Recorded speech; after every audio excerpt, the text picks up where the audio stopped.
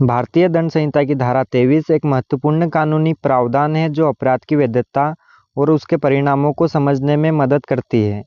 इस धारा के अंतर्गत हम देख सकते हैं कि यदि कोई व्यक्ति किसी अपराध को करने के इरादे से या किसी अवैध उद्देश्य से ऐसा कार्य करता है तो उसे दंडित किया जा सकता है।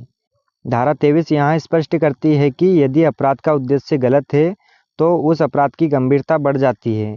उदाहरण के लिए, यदि कोई व्यक्ति किसी अन्य व्यक्ति को नुकसान पहुंचाने के इरादे से हमला करता है तो उसे केवल उस हमले के लिए नहीं बल्कि उसके पीछे के इरादे के लिए भी दंडित किया जा सकता है।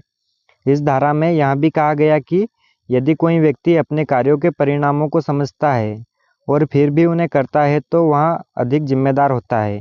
इसका मतलब यह है कि इरादा और मानसिकता दोनों ही अपराध की प्रकृति को निर्धारित करते हैं। इसके अलावा धारा 23 यह भी बताती है कि यदि कोई व्यक्ति किसी अवैध कार्य में लिप्त होने के बावजूद अपने कार्यों को सही ठहराने की कोशिश करता है तो वह कानून के समक्ष दोषी साबित हो सकता है।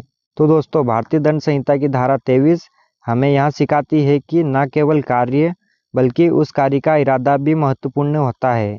यदि आप कानून को समझना चाहते हैं और अपने अधिकारों और कर्तव्यों के प्रति जागरूक रहना चाहते हैं तो इस धारा का अध्ययन करना बहुत आवश्यक है।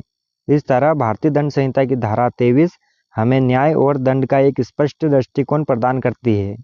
तो दोस्तों, यह जानकारी आपको कैसी लगी कमेंट करके ज़रूर बताइएगा। धन्यवाद।